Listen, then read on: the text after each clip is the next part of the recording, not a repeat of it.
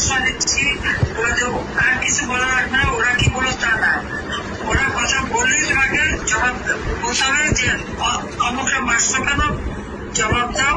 নির্বাহী সংসদের কাছে পৌঁছে দিব আপা, আপনি আবার নির্দেশনাটা দেন আপা, আমি পৌঁছে দিব আপা।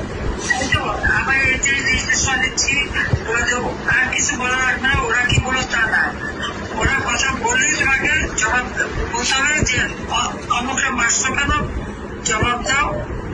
এই বোনদের এভাবে লাঞ্ছিত করছো কেন, পাকিস্তানি আলাদা বাহিনীর মতো, সেটা জবাব দাও। তোমাদের ওইটাই যাবে কমেন্ট।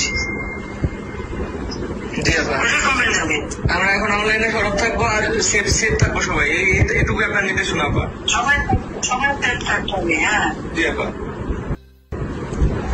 সবাই যে কজন কেন্দ্র করে যাদের নামের তালিকা বাংলাদেশের সবাইকে সেফ থাকতে হবে।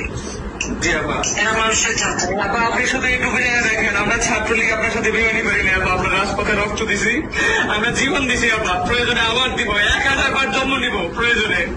আমরা আপনার সাথে বেমানি করি নাই, কখনো করবো না আপা। আচ্ছা জি আপা, জয় বাংলা আপা।